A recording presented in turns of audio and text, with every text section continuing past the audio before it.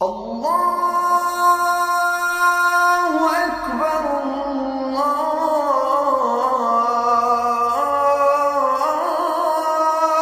اکبر ان اللہ وملائکتہ یصلون علی النبی یا ایہا الذین آمنوا صلوا علیہ وسلموا تسلیما۔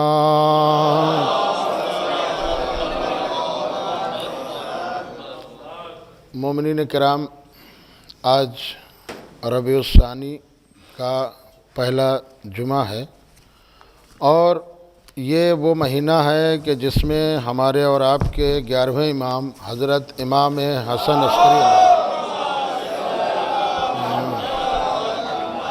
لہذا آج جمعے کے دن ایک اہم چیز جو میں نے گزشتہ جمعے میں بیان کی تھی کہ سورہ مومنون کی آیت جس میں اللہ نے زکوٰۃ کے لیے، نماز کے لیے مومن کی علامتوں میں اس میں ایک یہ بھی علامت بیان کی تھی کہ وہ لوگ کہ جو زکوٰۃ نکالتے ہیں یا زکوٰۃ ادا کرتے ہیں۔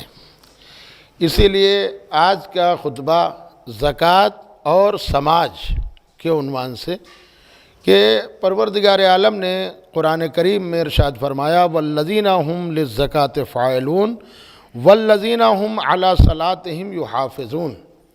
پہلی آیت میں اللہ نے نماز پڑھنے کے لیے جو نماز کے لیے کہا تھا، لیکن اس آیت میں تھوڑا سا الگ ہٹ کے کہا کہ وہ جو زکوٰۃ کو ادا کرتے ہیں اور اپنی نمازوں کی حفاظت کرتے ہیں۔ اس کا مطلب نماز پڑھنا اور ہے اور نماز کی حفاظت کرنا اور ہے۔ چنانچہ اب ہمارے ہاں اسلام نے زکوٰۃ کی قسموں کے بارے میں بیان کیا۔ شاید آپ کے ذہن میں ہو، میں نے قیرات کے بارے میں عرض کیا تھا کہ امام جعفر صادق علیہ السلام کہ یہ حدیثوں میں ہے کہ فرمایا کہ جو ایک قیرات کو روک لے تو وہ اللہ اور رسول اور اماموں کی نظر میں نہ مسلمان ہے، نہ مومن ہے، نہ مذہب میں، دین میں اس کا کوئی مقام ہے۔ تو سائل نے کہا مولا یہ قیرات بھر زکوٰۃ اگر روک لے تو قیرات کیا ہے، اس کا وزن کیا ہے؟ تو امام نے فرمایا تھا 4 جو کے دانے کے برابر، جتنا 4 جو کے دانے کا وزن ہوتا ہے، اگر اتنی بھی زکوٰۃ روک لے تو وہ اللہ کی نظر میں نہ مومن ہے، نہ مسلمان ہے، اور نہ اس کا دین میں، اسلام میں، مذہب میں کوئی مقام ہے۔ یہ بات واضح ہوئی۔ اب اس کے بعد پروردگار عالم نے قرآن کریم کے سورۃ روم کی آیت نمبر 29 میں ارشاد فرمایا وَمَا آتَيْتُم مِّن رِبًا لِيَرْبُوا فِي أَمْوَالِ النَّاسِ فَلَا يَرْبُوا عِندَ اللَّهِ وَمَا آتَيْتُم مِّن زَكَاةٍ تُرِيدُونَ وَجْهَ اللَّهِ فَأُولَٰئِكَ هُمُ الْمُضْعِفُونَ۔ اللہ نے ارشاد فرمایا قرآن کریم میں سورہ روم میں کہ جو بھی تم سود دیتے ہو، کہ لوگوں کے اموال میں شامل ہو کر بڑھ جائے، تو یہ اللہ کے ہاں سود بڑھتا نہیں۔ قرآن کہنا چاہتا ہے کہ اللہ کے ہاں سود بڑھتا نہیں ہے، لیکن تم جو زکوٰۃ خوشنودی خدا کے لیے، وجہ اللہ کی خوشنودی کے لیے تم جو زکوٰۃ دیتے ہو، اس سے اللہ کی طرف سے اضافہ ہوتا ہے، اللہ اس کو بڑھاتا ہے۔ چنانچہ امام جعفر صادق علیہ السلام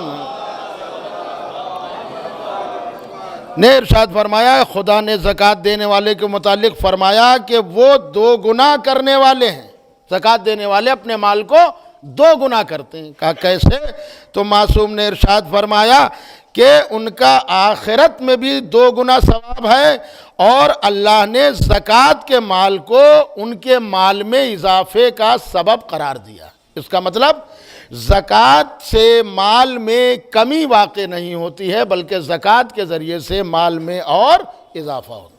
یہ کس کا وعدہ ہے؟ اللہ کا وعدہ۔ وضاحت کون کر رہا ہے؟ معصوم کر رہے ہیں۔ اس کا مطلب یہ بات آپ اپنے ذہن میں رکھیں کہ زکوٰۃ کا مال اضافے کا سبب ہے، سود کا مال گھٹنے کا سبب۔ اب اس کے لیے یہ بھی ہے کہ معصوم نے ارشاد فرمایا کہ حالانکہ یہ الگ ہے ایک چیپٹر، کہ سود کی مدت 40 دن، 40 مہینے یا 40 سال، عذاب و ثواب کی میں بات اس کے بعد ختم۔ کہا مولا، اب یہ دیکھیے مسلم کے سود کی بات ہو رہی، نہ کہ آپ دوسری جگہ پہنچ رہے ہیں۔ مسلمان کے سود والا یہ 40 دن تک صحیح رہے گا ورنہ فقیر ہو جائے گا، 40 مہینے یا 40 سال فقیری سے دیکھنا ہے۔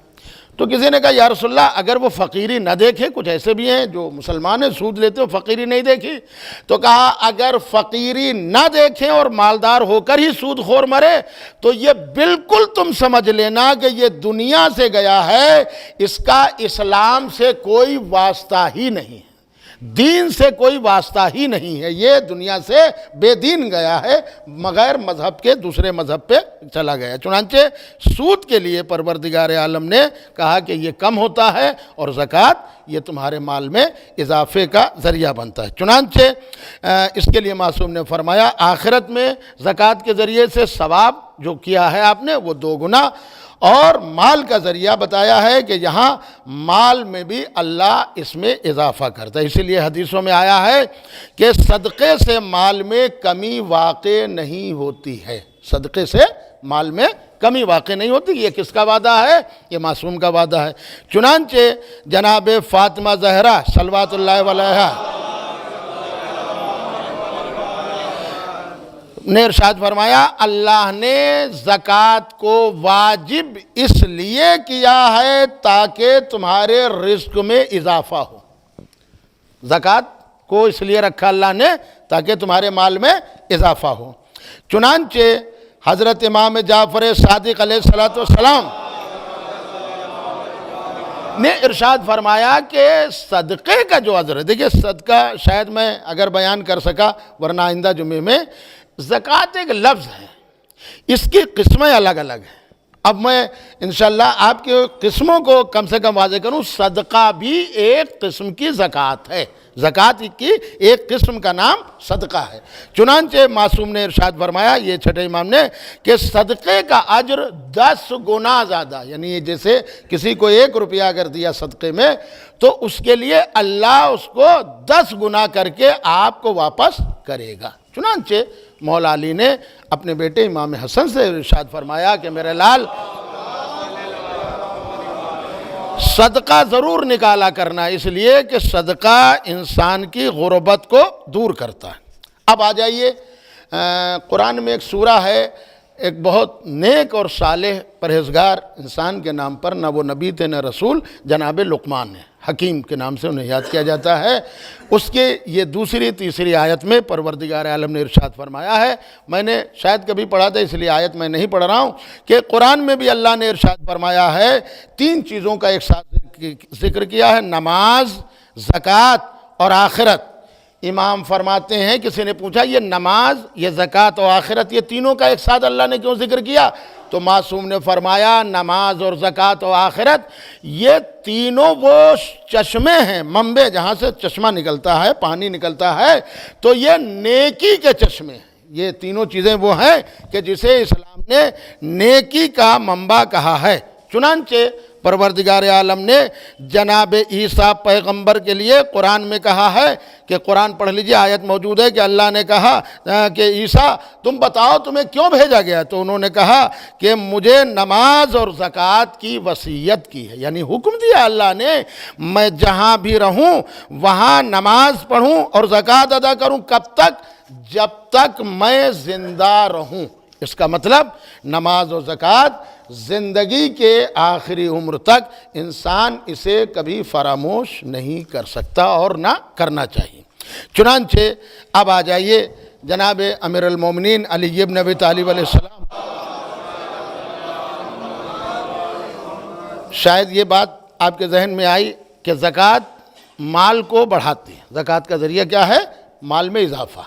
لیکن اب اسے مولا علی نے ایک دوسرا رخ بھی پیش کیا ہے۔ کیا پیش کیا؟ فرماتے ہیں نہج البلاغہ میں کہ یہ جو نماز کے ساتھ زکوٰۃ کا ذکر کیا ہے، کیوں؟ مولا فرماتے ہیں زکوٰۃ بھی تقرب خدا کا ذریعہ ہے، جس طرح نماز خدا سے قربت کا ذریعہ ہوتا ہے، اللہ سے قریب ہو جاتا ہے نا انسان، ویسے ہی زکوٰۃ تقرب خدا کا ذریعہ ہے۔ چنانچہ فرماتے ہیں جو شخص اسے رضا و رغبت سے ادا کرے، ایک ہوتا ہے اللہ کے 10-12 لے جاؤ بھائی اب نہیں آنا، ایک یہ ایک ہے رضا اور اچھا آیا ہے خالی واپس دیکھیے دونوں میں فرق ہو گیا. زبان ایک ہے لیکن لہجے کے اعتبار سے زبان کے بولنے میں بھی معنی بدل جاتے ہیں. لہجہ تو مولا فرماتے ہیں کہ نماز کے ساتھ زکوٰۃ بھی تقرب خدا کا ذریعہ ہے. یہ اللہ سے قریب ہو جاتا ہے زکوٰۃ کے ذریعے سے. فرماتے ہیں چنانچہ جو شخص اسے رضا و رغبت سے ادا کرے گا اللہ سے قریب تو ہو گیا. یہ نماز زکوٰۃ اللہ سے قربت کا ذریعہ ہے, قریب ہو گیا. فرماتے ہیں جو شخص اسے رضا و رغبت سے ادا کرے گا اس کے گناہوں کا کفارہ بن جائے گا زکوٰۃ. زکوٰۃ کیا ہے؟ پھر اس کے گناہوں کا کفارہ. ہم جاتے ہیں, ہم نے حج کیا یا عمرہ کیا, کوئی غلطی وہاں کر دی تو اب وہ غلطی کیسے ادا ہو حج کا پیریڈ میں؟ تو اس کے لیے کفارہ رکھا ہے. مثلا ایک دمبا ذبح کیجئے یا یہ کریے, یا یہ کفارہ ہی تو ہے. مثلا ہم نے ایک روزہ نہیں رکھا تو 60 مسکینوں کو کھانا کھلائیے, یا ایک غلام آزاد کریے, یا 60 روزے رکھیے, یہ کفارہ ہی تو ہے. تو مولا فرماتے ہیں کہ زکوٰۃ کیا ہے؟ یہ تمہارے گناہوں کا کفارہ. یہ زکوٰۃ تمہارے گناہوں کا کفارہ ہے اور دوزخ سے بچاؤ کا ذریعہ ہے. یہ زکوٰۃ کیا ہے؟ دوزخ سے بچاؤ کا ذریعہ اور اس کی آڑ ہے. اور اس کے سامنے فرماتے ہیں اور دیکھو خبردار تمہارے اعضا, یہ ہمارے ہاتھ پیر, آپ کے ہاتھ پر یہ اعضا جوارے, اسی کو تو کہتے ہیں کہ اعضا و جوارے اس کے سامنے گواہ بن کر پیش ہوں گے. اب خبردار یہ نہ کرنا, یہ ہمارے ہاتھ پیر جو ہیں یہ کون ہیں؟ یہ اللہ کے لشکر ہیں. مولا نے فرمایا یہ اس کے سامنے گواہ بن کر پیش ہوں گے اور تمہارے ہاتھ پاؤں اس کے لاؤ لشکر ہیں اور تمہاری تنہائیاں اس کی نظروں کے سامنے ہیں. یعنی اگر آپ کہیں تنہا ہیں, کچھ سوچ رہے ہیں یا کچھ کر رہے ہیں تو یہ نہ سمجھیے گا کہ ہم اس کیمرے سے نکل گئے, اب ہمیں کوئی دیکھنے والا نہیں ہے. لیکن وہ ایسا ہے کہ لاکھ چہرے پہ پردے ڈالے رہو پھر بھی وہ تمہاری نقل و حرکت کو دیکھ لے گا. یہ جناب امیر المومنین علی ابن ابی طالب علیہ السلام نے اب اسی سے ملا ہوا تمہارے نقل و حرکت کو دیکھ لے گا, اس کے سامنے ہو تم. فرماتے ہیں کہ اے انسان, دنیا و آخرت کے ہر ایک کے خاص لوگ ہوتے ہیں. کچھ دنیا کے خاص لوگ ہیں اور کچھ آخرت کے. شاید کبھی میں نے عرض کیا تھا کہ سرکار سید الشہداء حضرت امام حسین علیہ السلام فرماتے ہیں کہ جو مسلمان ہوتے ہیں تو دین کا لقلقہ باندھے رہتے ہیں. لقلقہ دین دین دین, ارے ہم مسلمان, ہم دین والے, ہم دین والے اور ہم دین والے. لیکن مولا فرماتے ہیں جب مصیبت پڑتی ہے تو دیندار بہت کم ہو جاتے ہیں. کہاں دین کی وجہ سے انسان اپنے کو قربان کرے گا؟ جب دین پر مصیبت آئی تو اب تو چلنا ہے. جو آپ دین کا دم بھر رہے تھے, ہم بھر رہے تھے, تو یہ سب الگ ہو جائیں گے, صرف چند لوگ بچیں گے. مولا علی نے فرمایا اسی کو دنیا و آخرت ہر ایک کے اپنے خاص ہوتے ہیں. یا کہ آگے فرماتے ہیں کہ تم فرزند آخرت بنو, فرزند آخرت بنو, دنیا کی اولاد نہ بنو. اس لیے کہ ہر بیٹا اپنے ماں سے منسلک ہوگا. لہذا اگر آخرت کے فرزند ہو تو تمہیں آخرت سے منسلک کر دیا جائے گا. اور یہ وارننگ دے رہے ہیں کہ سمجھ لو انسانوں, مسلمانوں, لوگوں, آج عمل کا دن ہے, کوئی حساب نہیں, صرف عمل ہی عمل. آج عمل کا دن ہے, حساب نہیں. اور کل حساب کا دن ہوگا, پھر کوئی عمل نہیں ہوگا. لہذا جناب امیر المومنین علی ابن ابی طالب علیہ السلام جو ارشاد فرما رہے ہیں کہ زکوٰۃ سے غافل نہ ہو جانا. اب زکوٰۃ کے موقع ملا تو قسمیں یہ آپ سمجھ لیجئے گا. چنانچہ زکوٰۃ, یہ عالم اسلام میں زکوٰۃ کے معنی کیا ہیں پہلے یہ سمجھ لیجئے. زکوٰۃ کے معنی ہیں پاک اور صاف. کوئی کپڑا گندا ہو گیا, اس میں آپ نے صابن لگا دیا, سرف لگا دیا اور دھل دیا تو وہ تو پاک بھی ہو گیا اور صاف بھی ہو گیا. یہی معنی زکوٰۃ کے. زکوٰۃ کے ذریعے سے معصوم فرماتے ہیں کہ اپنے مال سے حصہ نکالنے کو لے کر حاجت مندوں کو دینا زکوٰۃ کہلاتا ہے. اس سے آپ کا مال فریش ہو جاتا ہے اور مال کے ساتھ ساتھ یہ آپ کا جسم بھی پاک ہو جاتا ہے. لہذا اب فرماتے ہیں جو انسان خدا کی عطا کی ہوئی بخشش اور دولت میں خدا کا حق نہیں نکالتا ہے اس کا مال ناپاک. یہ لیجئے، پاک مال جیسے ہوتا ہے، انسان ہوتا ہے پاک و ناپاک، ویسے ہی مال بھی ہوتا ہے.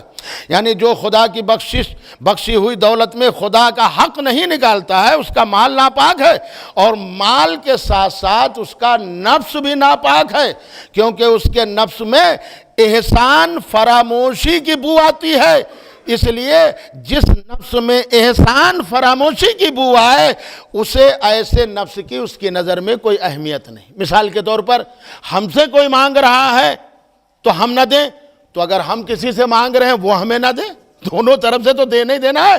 بھئی اگر ہم کسی سے مانگ رہے ہیں، کچھ ہم نے اس کو دیا تو نہیں ہے، کچھ بھی نہیں دیا. شاید آپ سوچ رہے ہوں گے کہ ہم نمازیں پڑھتے ہیں اور ہم یہ کرتے ہیں. یہ بڑا طویل واقعہ ہے کہ نمازیں اس کے فائدے کے لیے نہیں ہیں. ایک ملک، ایک انسان دنیا میں بھی اللہ اللہ نہ کرے تب بھی وہ اللہ رہے گا. وہ اللہ ہے. جو عبادت ہم اور آپ کرتے ہیں یہ اس کا فائدہ نہیں ہے، یہ آپ کا ہمارا فائدہ. جناب موسیٰ سے اللہ نے یہی کہا تھا کہ جو پروردگار کیا لایا ہوں میرے لیے؟ موسیٰ کا پروردگار نماز لایا ہوں، روزہ لایا ہوں، حج لایا ہوں، باقی تمام چیزوں. تو کہا نماز یہ کوئی ہمارا فائدہ ہے، یہ نماز تو تمہارا فائدہ ہے. کہا پروردگار یہ کیا ہوگا؟ کہا نماز تمہاری قبر میں روشنی بنے گی. تو اس سے ہمارا کیا فائدہ؟ تو یاد رکھیے کہ یہ مولا نے فرمایا کہ اس کا مال کے ساتھ ساتھ اس کا نفس بھی ناپاک ہے، کیونکہ اس کے نفس میں احسان فراموشی کی بو آتی ہے. اور ایسے نفس کی اہمیت ہی کیا ہے؟ مثال ہے یہی کہ ہم دوسرے کو دیتے ہیں، لیکن کوئی ایک تو ایسا ہے کہ جو ہمیں اسی عالم میں نواز دیتا ہے. اللہ نے کہا تم مجھ پر بھروسہ کرو. عزیزو یاد رکھیے کہ زکوٰۃ بھی امتحان ہے. اللہ نے زکوٰۃ کا فرض عائد کرنے والے شخص کو امتحان میں ڈالا. کیوں؟ اس لیے کہ جو اپنی ضرورت سے زیادہ مال رکھتا ہے اور خدا کا حق نکالتا ہے، اس کے بندوں کی مدد کرتا ہے، وہی اس لائق بھی ہے کہ اسے ایمانداروں کی جماعت میں شمار کیا جائے. ہر ایک کو ایمانداروں کی جماعت میں شمار نہیں کیا جا سکتا. چنانچہ ہر چیز میں اختلاف آپ پائیں گے. مثلاً نبیوں کی شریعتیں گزری ہیں، موسیٰ کی شریعت الگ تھی، عیسیٰ کی شریعت الگ تھی، ان کی شریعت الگ. لیکن نماز اور زکوٰۃ آدم سے لے کر خاتم تک کسی شریعت میں فراموش نہیں کی گئی. یعنی ہر نبی کے دور میں نماز اور زکوٰۃ سے دنیا خالی نہیں رہی. چنانچہ اس کے لیے قرآن نے کہا، اب میں پھر عرض کر رہا ہوں، ایک قوم لالچی قوم گزری. اسے لالچی قوم کتابوں میں الگ الگ چیزوں سے یاد کیا جاتا ہے، حدیثوں میں لالچی قوم، جو روپیے پہ ایک سکے پہ جان دینے والی تھی. یعنی تھوڑے تھوڑے پیسے پہ یہ مرڈر کر دیتے تھے، قتل کر دیتی. جانتے ہیں یہ کون سی قوم تھی؟ یہ موسیٰ کی قوم تھی، جسے یہودی قوم. اسے پیسہ جمع کرنے کا بڑا شوق تھا. یہ چاہتے تھے کہ جہاں سے ہو، جیسے بھی ہو، حلال ہو، حرام ہو، غلط ہو، صحیح ہو، پیسہ سب ہمارے پاس آئے. دیکھیے جو قرآن نے 1400 سال پہلے ان کی سوچ بتائی تھی، آج بھی اسی پر باقی. یہ ظاہر سی بات ہے، اللہ ہے. یہ چاہتے ہیں کہ ساری دنیا کی دولت ہمارے خزانے میں آ جائے. تو یہ لالچی قوم بھی تھی اور روپیے پر جان دینے والی تھی. یہودی قوم یہ بہت چھوٹے دل کی قوم تھی. اس لیے پیغمبر کی دعا کے جواب میں جب پیغمبر نے دعا کی تو اللہ نے کہا کہ تمہاری امت موسیٰ کے لیے اگر نماز کے ساتھ ساتھ زکوٰۃ کی پابندی کرے گی، زکوٰۃ میں تو دینے ہی ہے نا، ظاہر سی بات ہے، یہ روپیے پہ جان دینے والی، اگر زکوٰۃ کی پابندی کرے گی تب اس کے لیے رحمت کا وعدہ ہے، اور اگر زکوٰۃ کی پابندی نہیں ہے تو رحمت کا وعدہ نہیں. یہ تو لیجئے ایک حدیث ہے. اب میں آیت پڑھ رہا ہوں، قرآن کریم سورہ مائدہ آیت نمبر 12. اللہ نے کہا کہ یقیناً میں تمہارے ساتھ ہوں. اب آپ سوچئے، کہیں اللہ نے کہا میں صبر کرنے والوں کے ساتھ ہوں، ان اللہ مع الصابرین، لیکن اس آیت میں اللہ نے کہا یقیناً میں تمہارے ساتھ ہوں. کس کے؟ اگر تم نے نماز قائم کی اور زکوٰۃ ادا کی. دیکھیں کیا اللہ کہہ رہا ہے، صبر کرنے والوں کے ساتھ. اور یہودیوں سے کہا اگر تم نے نماز قائم کی اور زکوٰۃ ادا کی اور میرے رسولوں پر ایمان لائے. یہ اور زیادہ ان کے لیے مشکل ہے. رسولوں پر ایمان ہی نہیں لاتے تھے تو نبیوں کو قتل کرتے تھے. میرے رسولوں پر ایمان لائے اور ان کی مدد کی اور اللہ کو قرض حسنہ دیا. یہ قرض حسنہ کیا ہے؟ اگر تم نے اللہ کو قرض حسنہ دیا تو میں ضرور تمہاری برائیوں کو دور کر دوں.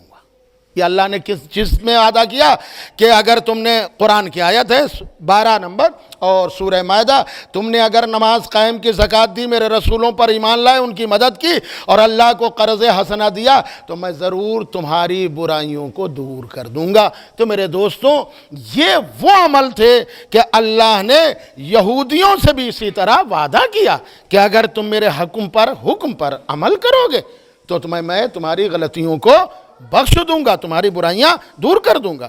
چنانچہ امام جعفر صادق علیہ السلام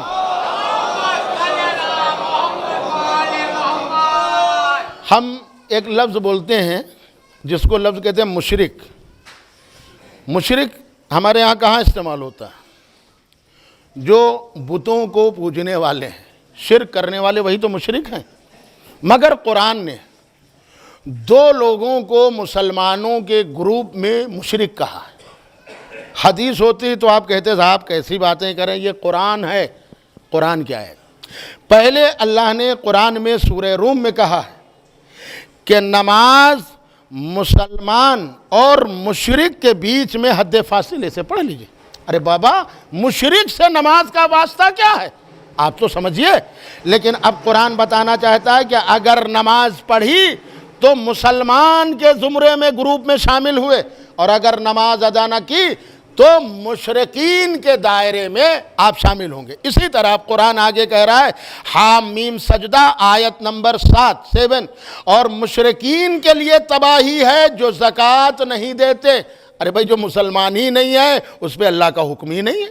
نماز اور روزہ تو اس کے لیے ہے کہ جو مسلمان ہو، لیکن اللہ قرآن میں کہہ رہا ہے مشرکین کے لیے تباہی ہے جو زکوٰۃ نہیں دیتے اور آخرت کے بھی منکر ہیں۔ حالانکہ آیت میں زکوٰۃ سے مراد اللہ کی راہ میں مال خرچ کرنا ہے، تو پھر مشرکین سے زکوٰۃ کا تعلق کیا ہے؟ مگر قرآن کہتا ہے کہ جیسے بتوں کے پجاری مشرک کہلاتے ہیں، ویسے ہی غربا میں مال خرچ نہ کرنے والے بھی اللہ کی نظر میں مشرک کہلاتے ہیں۔ اب اس سے بہتر قرآن اور کیا بیان کر سکتا تھا؟ چنانچہ یہ مہینہ ہمارے اور آپ کے حضرت امام حسن عسکری علیہ السلام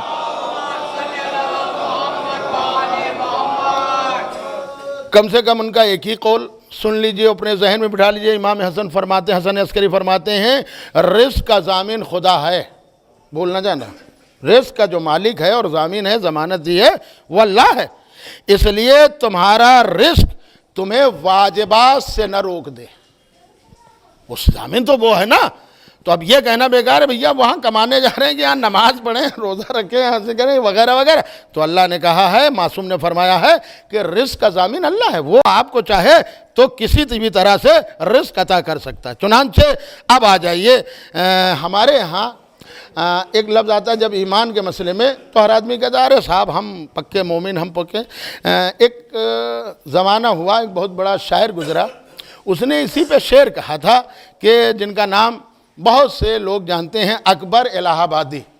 یہ شعر بہت بڑے عالم دین جنہوں نے تاریخ امیر المومنین علی ابن ابی طالب علیہ السلام،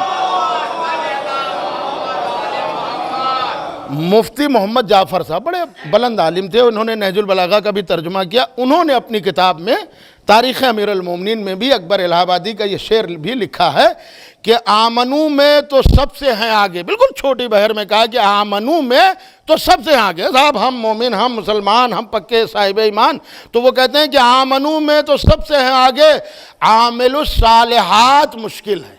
ملاحظہ کر رہے ہیں، عامل الصالحات مشکل ہے۔ تو یہ یاد رکھیے گا، اگر ہم یہ کہہ رہے ہیں کہ جناب امیر المومنین علی ابن ابی طالب علیہ السلام، اور عزیزو یاد رکھیے گا کہ یہ زکوٰۃ ہمارے یہاں، اس کا جو مولا نے فرمایا ہے، اس کا فائدہ کیا ہے؟ مولا نے فرمایا جو غریب ہیں ان کا رزق اللہ نے مالداروں کے مال میں رکھا ہے۔ جو غریب ہیں، فقیر ہیں، ان کا رزق اللہ نے مالداروں کے مال میں رکھا ہے، لہٰذا جب آپ ان کا حق ادا نہیں کریں گے تو گویا وہ آپ ان کا مال کھا رہے ہیں۔ چنانچہ اسی کی طرف جناب امیر المومنین فرماتے ہیں کہ انسانی سماج کے طبقے اچھائی اور برائی کے سلسلے میں ایک دوسرے پہ اثر انداز ہو. اچھائی کے طبقے بھی ہیں اور برائی والے بھی گروپ ہیں. تو فرماتے ہیں ان طبقوں میں ایک دیوار قائم ہے. چنانچہ آپ فرماتے ہیں کہ فساد یا خرابی ہمیشہ طبقہ خواص سے شروع. اب جو سوچئے زکوٰۃ کا اب پارٹ شروع ہوا. جو فساد یا برائی ہوتی ہے یہ ہمیشہ مولا فرماتے ہیں طبقہ خواص یعنی مالداروں سے شروع ہوتی ہے. یہ ایک نمبر کا وہ طبقہ کہا جاتا ہے, بڑا مالدار VIP. تو مولا فرماتے ہیں کہ یہ فساد یا خرابی ہمیشہ طبقہ خواص سے شروع ہوتی ہے اور بعد میں یہ خرابی عوام میں پھیل جاتی ہے. جب یہ عوام میں پھیل جاتی تو اس کو مٹانا مشکل ہے. لیکن اس کے بعد فرماتے ہیں مولا بیداری یا نیکی اور بھلائی یہ طبقہ عوام میں شروع ہوتی ہے. اچھائیاں جو ہیں وہ طبقہ عوام میں یعنی عام لوگوں میں شروع ہوتی ہیں اور اس کے بعد طبقہ خواص کو بھی مجبور کر دیا جاتا ہے کہ وہ اس عمل صالح کی پیروی کرے. چنانچہ میں اس کے لیے صرف اپنے زبان میں تو مولا کا وہ تھا کہ برائیاں مالداروں میں شروع ہوتی ہیں اور چھوٹے طبقے میں, اور وہ برائیاں جب عوام میں پھیل جاتی ہیں ان کو مٹانا مشکل ہو جاتا ہے کیونکہ برائیاں اچھائیاں نچلے درجے سے شروع ہوتی ہیں. لیکن وہ اچھائیاں جب پھیلتی ہیں اور اپنا گھیرا بنا لیتی ہیں تو بڑے بڑوں کو بھی اس پر مجبور کر دیتی ہیں کہ وہ اچھائیوں کی طرف شامل ہو جائیں. چنانچہ آیت اللہ العظمہ امام خمینی کا انقلاب دیکھ لیجئے. وہ برائیاں طبقہ خواص میں تھی, کیا نہیں تھا ایران میں, کیا برائی نہیں تھی, لیکن جو طبقہ خواص والے تھے وہ غلط تھے. چھوٹے لوگ تو دبے کچلے رہتے ہیں, حکومت کے مارے رہتے ہیں, لیکن جیسے ہی خمینی جیسا انہیں راہبر مل گیا اب انہیں بھی اس بات پہ مجبور ہونا پڑا کہ شریعت کے حکم پر عمل کیا جائے. چنانچہ جناب امیر المومنین اسی بات کو اپنے زبان میں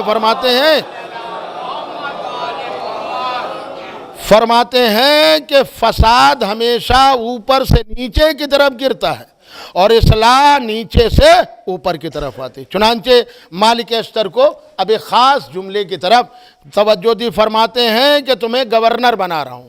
حاکم اچھا ہے تو لوگ اپنے آپ اچھے ہو جائیں گے, اور حاکم برا ہے, غلط ہے, اس کی فکر غلط ہے, تو وہ عوام میں زہر گھول کر عوام کے طور پر لوگوں میں پھیلا دیں گے. اسی لیے ہمارے ہاں شریعت میں کہ مثلاً کوئی گھر چلانے والا, ایک چیز ہمارے ہاں بہت خراب کہی گئی اسلام میں, شادی نہ کرنا. دیکھیے شریعت کی جو بھی چیزیں ہیں شاید آپ کے ہمارے سمجھ میں سماج کے اعتبار سے یا ماحول کے اعتبار سے یا کنٹری کے اعتبار سے نہ آئے, لیکن شریعت ہے. شریعت کہہ رہی شادی ضرور کرو, یہ نہیں کہ شادی, یہ بھی کہہ رہی ہے کہ وقت پہ کرو. اب یہ الگ ہے کہ مثلاً گورنمنٹ کے نظر میں 18 سال کے بالغ ہے اور شریعت میں 15 سال اور 9 سال کے بالغ, یہ فرق ہے, یہ میں اس پہ نہیں کہتا, لیکن شریعت نے کہا شادی کرو. کیوں؟ اس سے تمہارا نصف دین, آدھا دین محفوظ ہو جاتا ہے. اب یاد رکھیے گا جب شادی کرے گا تو ذمہ داریاں ہوں گی, شادی کرے گا تو ذمہ داریاں ہوں گی, لیکن جو ذمہ داری کو نبھا نہیں پائے گا وہ کبھی گھر چھوڑ کے بھاگے گا, کبھی شہر چھوڑ کے بھاگے گا, کیونکہ وہ گھر والوں کی ذمہ داری نبھا نہیں پاتا. شریعت یہی بتانا چاہتی ہے کہ جو شخص ایک گھر کی ذمہ داری نہ نبھا پائے, عورت کو صحیح نہ رکھ پائے, وہ پورے ملک کو کیا خوش رکھ سکتا ہے. یہ شریعت بتا رہے, ہمارے ہاں شریعت کی بات ہے. تو اب یہ دیکھیے جناب امیر المومنین علی بن ابی طالب علیہ السلام, بہت سی چیزیں ہیں. ہم نے یہ پڑھا کہ آج دنیا میں جتنے بھی جرائم ہو رہے ہیں, خاص طور سے عورتوں پر جو بھی کچھ ہو رہا ہے وہ آپ مجھ سے بہتر جانتے ہیں, چاہے وہ حیدرآباد کا مسئلہ ہو, چاہے وہ کشمیر کا مسئلہ ہو. یہ حالات کیوں ہو گئے؟ ارے غیروں کو بھی کہنا پڑا. میں نے پڑھا تھا ایل کے اڈوانی جی نے بھی کہا کہ اسلام میں سزا ایسوں کے لیے بالکل صحیح ہے, اس لیے کہ یاد رکھیے اسلام یہ کہتا ہے کہ جو کسی کی عزت و ناموس پہ حملہ کرے اسے دنیا میں زندہ رہنے کا حق ہی نہیں. اور ظاہر سی بات ہے جب شریعت اپنا حکم ڈالتی ہے تو ایک کے لیے حکم آتا ہے لیکن ہزاروں اس کی وجہ سے خوف زدہ ہو جاتے ہیں اور جرم کا ارادہ چھوڑ دیتے ہیں. جناب امیر المومنین علی بن ابی طالب علیہ السلام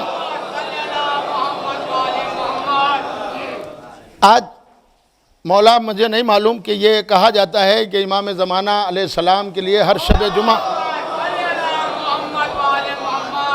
شب جمعہ اپنوں کے اعمال پیش ہوتے ہیں، اچھے اعمال پہ خوش ہوتے ہیں، برے اعمال پہ غمگین ہوتے ہیں، رنجیدہ ہوتے ہیں، روتے ہیں۔ مجھے نہیں معلوم کہ اگر امام ایک بار مسکراتے ہوں گے تو 100 بار روتے ہوں گے۔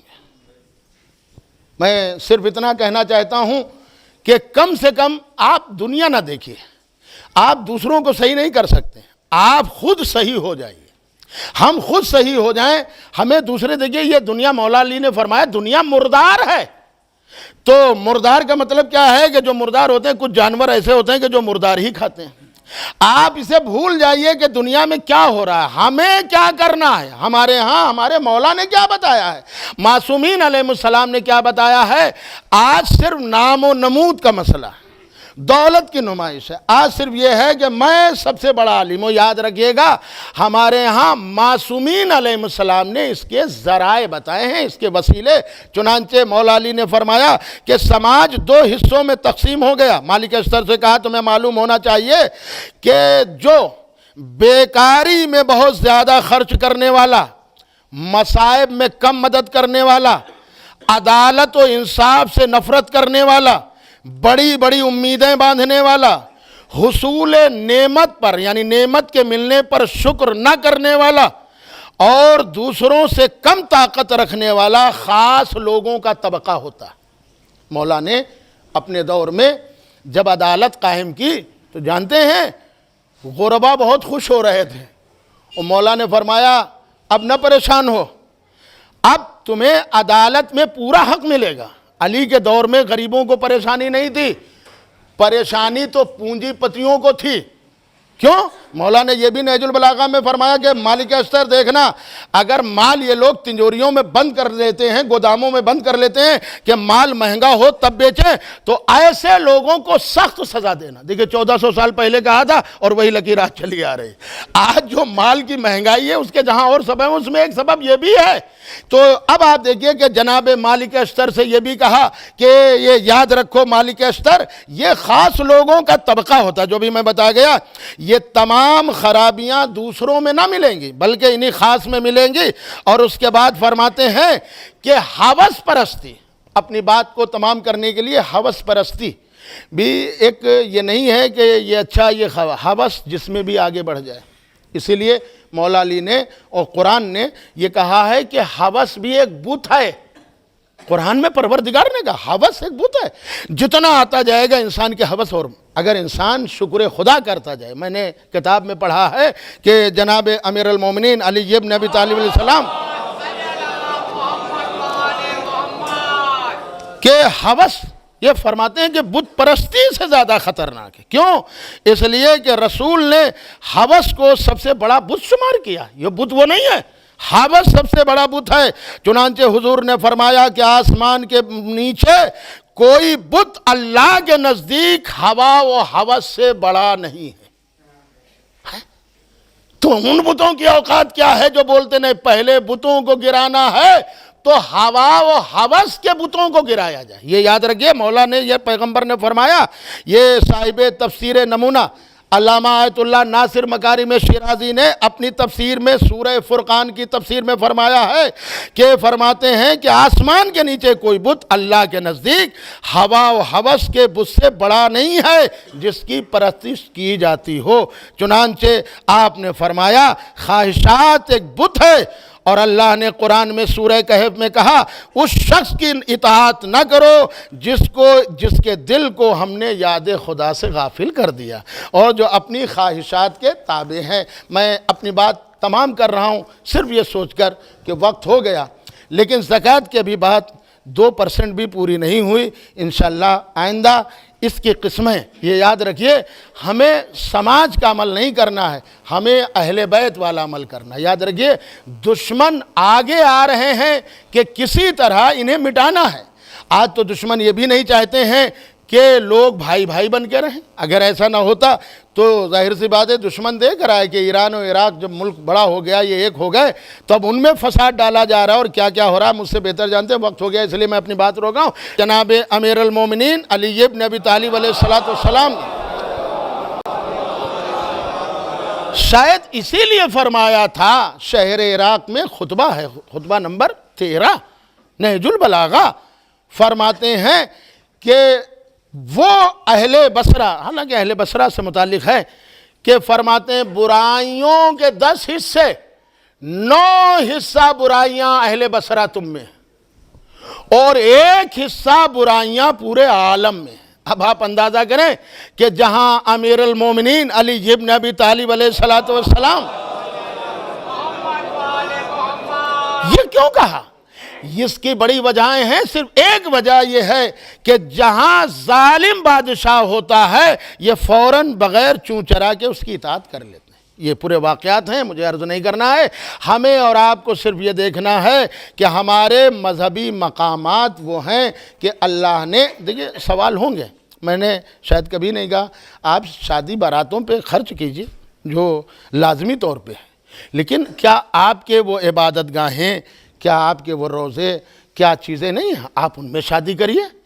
تو اگر آپ کا مال، دیکھیے آپ کے پاس دکان ہے، ہمارے ایک دوست ہیں مولانا، ان میں اور ہم میں ایک فرق ہے، اور ہنس کے بات کرتے ہیں وہ جواب، ہم جب سامان لیتے ہیں تو ہم سوچتے ہیں کہ اس سے لیں کہ جو اپنا ہو، تو کہتے ہیں کیوں؟ اب ہم نے کہا کچھ نہیں کرتا ہے، مجلس تو کرتے ہی کرتا ہے، نظر و نیاز تو دلاتے ہی دلاتا ہے، وہ جائے گا کہاں، پیسہ وہیں رہے گا۔ تو آپ اپنے طور پر کوئی ضروری نہیں کہ بہت بڑا میرج ہال لیں، آپ کے پاس تو اسلامی چیزیں ہیں، مقامات مقدسہ ہیں، اس کے 2 فائدے ہوں گے۔ ایک تو وہاں پر گناہ کرتے ہوئے آدمی ڈرے گا، ارے کچھ کربلا کا خیال رکھو، کچھ امام باڑے کا دیکھیے شادی ہے، پھر بھی کچھ گناہ ہوتے تو انسان اس سے ڈرے گا، اور دوسرے یہ ہے کہ امام بھی خوش ہوں گے۔ ہمارے ہاں ائمہ معصومین کی شادی بڑے بڑے حالوں میں نہیں ہوئی، مگر بڑی بڑی مسجدوں میں ہوئی ہیں شادیاں، یہ میں بتا سکتا ہوں۔ خود پیغمبر اسلام حضرت محمد مصطفیٰ صلی اللہ علیہ وسلم نے جو اپنی بیٹی کی شادی کی، کیا اس دور میں آج بھی ہے، عرب میں تو سہرے کہتے ہیں، صحرا میں سب قناتیں، خیموں کا دور ہی تھا، عرب لگا دیے جائیں 40 کلومیٹر تک، نہیں، نبی نے فرمایا کہ نکاح مسجد میں ہوگا۔